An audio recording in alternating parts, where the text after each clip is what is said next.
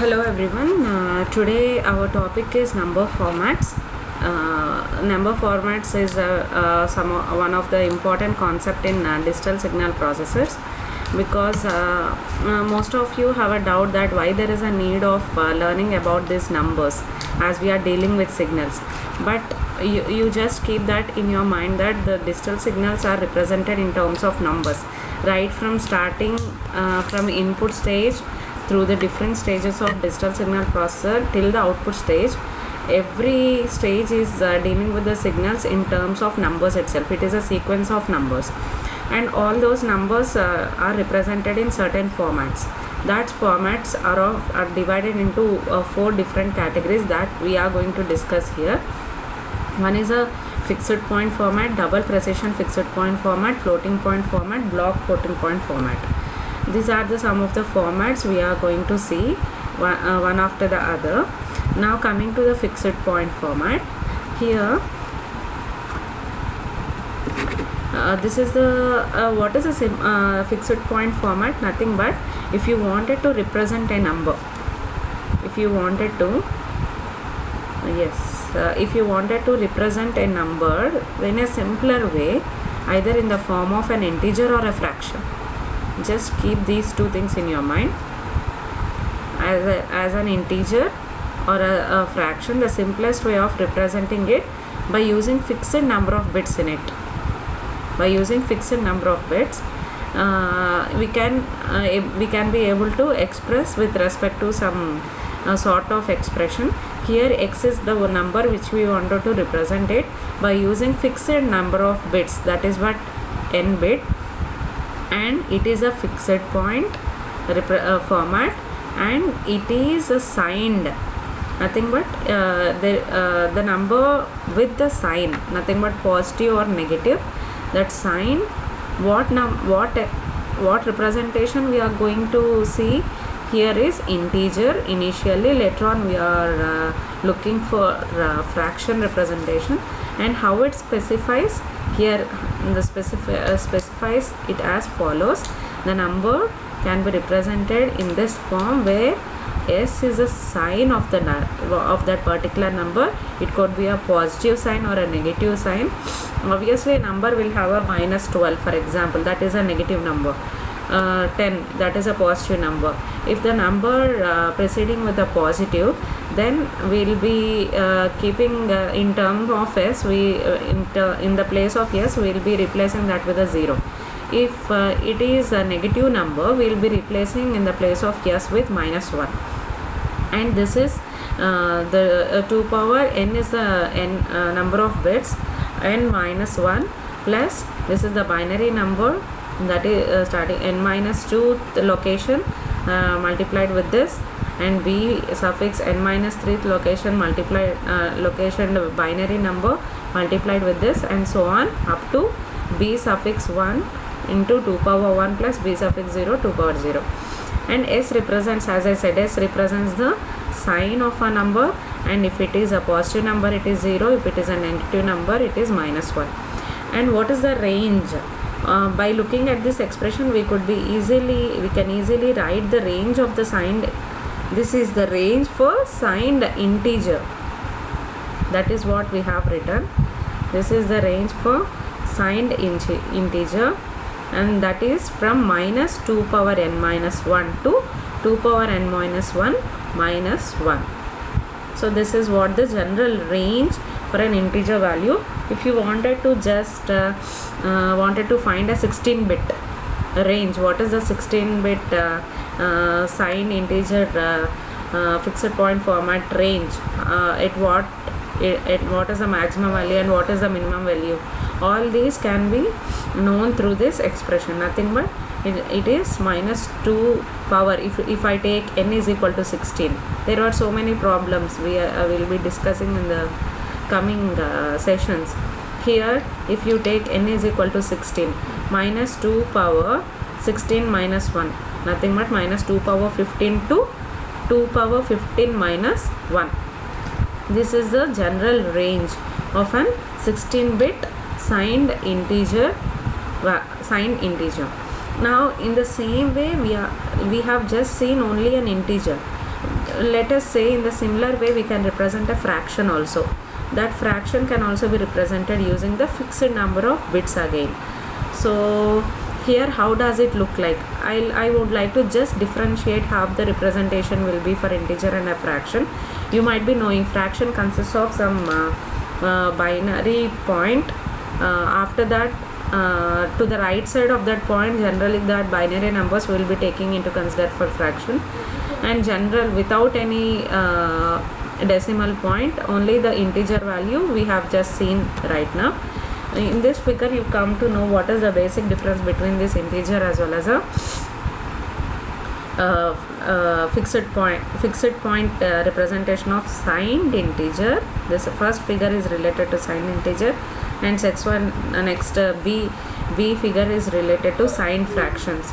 Signed integer, as I said previously, here it starts with minus 2 power n minus 1, and the first will be the sign of that number, and it is at n minus 1. At n minus 2, b suffix n minus 2, and so on, b suffix 2, b suffix 1, and b suffix 0. Obviously implied binary point for an integer value is here. These are all the integral part which we are discussed. But coming to fraction part, here will be the binary point, and the right numbers will be treated as a fractional part. B suffix minus 1, b suffix of minus of n minus 3, b suffix of n minus 2, b suffix of n, just reverse, nothing but this is, if this is the point, if you wanted to write a fraction, the left side part will be an integer and the right side part will be a fraction. And here have a simple way we can represent that. General mathematical expression is explained in a simple way here. This mathematical expression is figure A, and this is the mathematical function which represents the figure B, and this is what the general equation for the fixed point signed fraction representation. That is what we have just seen in the previous slide, that general representation, and this is the mathematical expression for the representation of the signed fraction represented in this form, and signed integer we have already seen in the previous slide. And what is the range of this signed fraction? Obviously it starts from minus 1, right? It starts from minus 1 and ends with 1 minus 2 power minus n minus 1. With that general expression we could come with a range expression for a fraction also. Here, before going into this, what is a double precision fixed point format, I would like to come up with some points with this integer as well as fraction. If you wanted to multiply any integers, obviously if you wanted to multiply any two integers, the number of bits will be obviously increasing. The multiplication of integer produces more number of bits, and that may create a wraparound. So this problem, as large number of bits is being increased, if we multiply any integers, this problem can be easily handled with the fractions. When two fractions are multiplied, then the result will be a fraction. When these two fractions are multiplied, if you take any two fractional numbers, if you multiply both, you will be getting a fraction as an output. And you may use the same number of bits. It may have a same number of bits. It may have a same number of bits as the original fraction by discarding some least significant bits. Okay, most probably the number of bits maintained same as the original fraction. Now coming to the memory, in order to handle more number of bits for a fixed point format, we come to a topic new number format called double precision fixed point format. Nothing but it doubles the size, doubling of the size, and even if you double the size, if you are using a fixed point format, nothing but you are giving more storage facility. For the number of bits to store in it. You are increasing the size. You are increasing the size to hold a large number of or an increased range of numbers called double precision fixed point format. As the size increases, obviously the storage increases. If you wanted to use the same number, for example, previously you have represented the number with the fixed point format. If you wanted to store the same here, obviously the same number will be stored with the maximum storage. The storage occupancy is more here. If you wanted to handle more number of bits, it will be very useful. This is the general explanation regarding the double precision fixed point format. Coming to floating point representation. When will this floating point representation come into picture?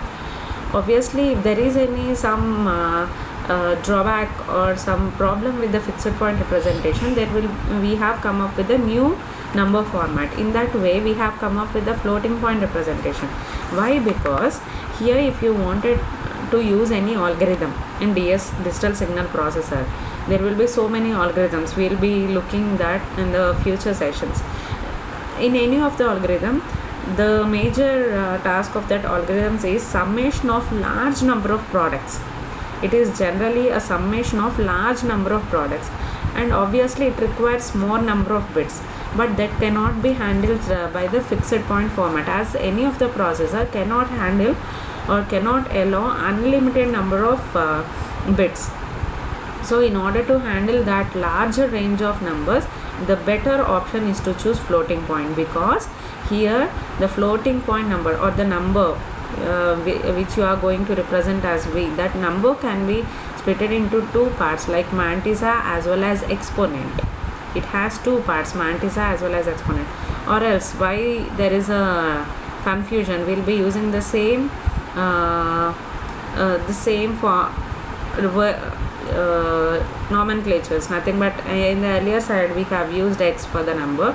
Here how we are going to represent it? Mantissa of what? Of which the number which we are writing, the mantissa of that particular number, 2 power exponent of that particular number. This is the way we can write the floating point number. If you wanted to multiply two other numbers, for example, if you wanted to multiply any two other numbers, x comma y, x will consist of some mantissa value and exponent, y also consists of some mantissa as well as exponent. So here mantissa of x and mantissa of y gets multiplied, mantissa of x and mantissa of y gets multiplied, and obviously if you multiply, what would be the exponent? What would be the exponent? Exponent will be e suffix x plus e suffix y. Now obviously the exponent will be the addition of two numbers, right? This is a general mathematics. This is x and this is y. So here from this you can come to know that in order to hold this mantissa, you require a multiplier. In order to do the computation of this, it requires a multiplier. In order to do this exponents addition, it requires an adder. Here there is a requirement of adder, and there is a requirement of multiplier for floating point representation. Okay, here is a multiplier. Yeah, just I wanted to write in a simple way. There is a problem with this actually. Okay, multiplier and adder. This is the both general hardware is required for in order to represent the floating point floating point. As I said, in order to hold a large number of products and require large number of bits, obviously any of the processor cannot afford that unlimited number of bits.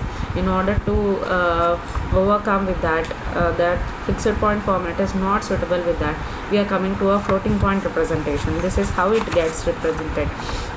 In order to add any two floating point numbers, one thing you need to keep in your mind is the two numbers, the two floating point numbers needs to be normalized. It needs to be normalized. Nothing but the exponent of the two numbers should be maintained same. The normalization of two numbers needs to be done before both numbers get added up. This is what generally we need to take care of while we are doing some computations in the floating point format. And what is the general advantage here you have is the range of numbers. You can go with the larger ranges of numbers. Here you are looking after one figure, nothing but it consists of the mantis also consists of some the floating point number consists of a sign bit which requires 1 bit of storage, and exponent is of 8 bits, and mantissa takes 23 bits. This is what the general representation in the number of bits used for exponent, or number of bits required for mantissa, and in order to store the sign value. All this is nothing but a fixed point floating point representation. What advantage we have already discussed. What is the disadvantage here is, as the number of bits increases, obviously the speed of the system decreases, because more computation time it takes. As the number of bits increases, computation time is more and takes more steps for computation, and complex hardware is required here. Nothing but, as I said, it requires both adder as well as multiplier. This is what generally generally we are facing some problems in the floating point representation, as there is some complex hardware. So in order to overcome from this floating point representation, we are going with a block floating point format, where here there is no need of complex hardware required to it. There is a simple approach here. This is a simple approach in order to increase the range and precision. Precision is completely dependent on the number of bits. As the word length increases, precision increases, as well as dynamic range also increases. An approach to increase this dynamic range as well as the precision of this fixed point format, we are going with the block floating point format. Here the mantissa is stored and handled similar to that of fixed point numbers, and common exponent of the block is stored separately. Here exponent is stored separately, and mantissa is stored as we have handled earlier as a fixed point numbers. Coming to the exponent, here we are deciding the exponent which is decided by smallest number of leading zeros in the fixed point representation. This point you will be getting a more clear clarity if I am discussing this example. This is the example which I have taken from the textbook called Avatar Singh. In the Avatar Singh, a simple example is been given. If I explain you, it will be very clear for you the concept of block floating point format. Here, coming to this, the following 12-bit binary fractions. This is the 12-bit binary fractions he has given, and if you wanted to store this 12-bit in a 8-bit memory, what will you do? Generally, if these fractions are represented in 8-bit fixed point format, if you choose a fixed point format initially, there is no other choice for us. We need to go with the 8-bit. Nothing but we need to truncate these numbers. Truncation of the numbers until 8-bit. Nothing but 1, 2, 3, 4, 5, 6, 7, 8 until this part. And coming to the, what about this last 4 digits? That last 4 digits we need to truncate. There is no other choice. We have the last 4 bits have been discarded, thereby losing the precision. If we lose the number of bits, as well as the number of bits decreases, as I said, the precision increases with the increase in the number of bits. Here we are discarding, we are truncating the numbers. Obviously the precision decreases. However, in order to maintain this as it is, we'll be at least we'll be going with this format called, we are just leading four zeros we'll be representing in this way. So these numbers can be represented without any truncation, though as it is in a original way we can store it. This is what the block floating point format representation. Here the 8 bits of each number can be stored without discarding any bit. The block exponent is -4 and will have to be stored separately. And when the numbers are read from the memory for any computation, they have to be shifted to 4 bit positions in order to bring them to its back original value like this. In order to bring it to the this original value, we need to shift this to 4 bits to the right. That we obviously know, but there is no loose or there is no chance of decrease in the dynamic range or the precision of a fixed point format by introducing this floating point format.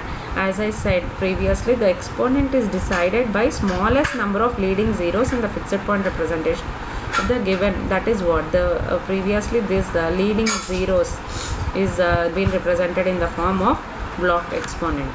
Coming to dynamic range, what is dynamic range and what is precision?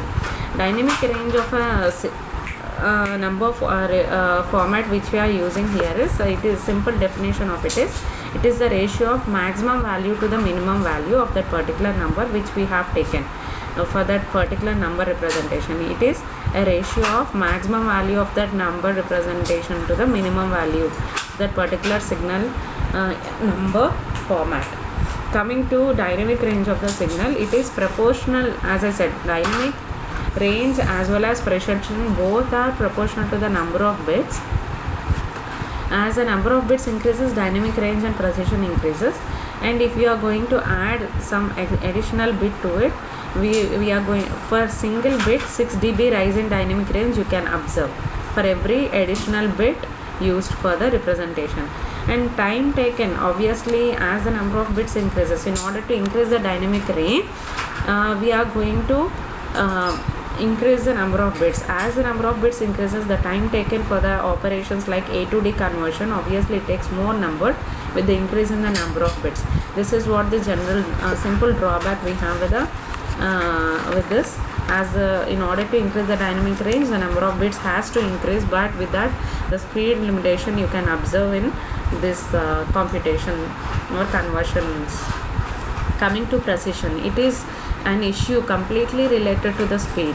As I said, just relate with the number of bits. As a large word size, nothing but if we increase the word size, obviously it improves the precision, but it poses a problem with the speed of the processor. So the precision is determined simply by the mantissa of the floating point. If you take a floating point representation, the mantissa will determine the precision and the exponent determines the dynamic range. As we already know that the mantissa of the floating point uses fewer bits when compared to fixed point representation. Obviously the precision is smaller for floating point representation compared to fixed point representation. And another important thing you need to keep in your mind is if you wanted to increase the precision of the particular signal or if you wanted to increase the dynamic range, you should keep in your mind that as you are increasing these two, there is a impact on the speed of the processing. So you need to increase dynamic range and precision, and it should not cross beyond the requirement where it affects the speed of the processor. This is the simple point you need to keep in your mind while you are dealing with this dynamic range and precision of the number formats. This is with respect to number formats in the digital signal processing. In the coming section, we are going to discuss about the source of errors generally occur during A to D or D to A conversion in the digital signal processors. And if there is any doubts, you can just post this in a chat box so that I'll be clearing with the doubts whichever you have, and we'll meet in the next session where we are going to discuss about the source of errors. Thank you.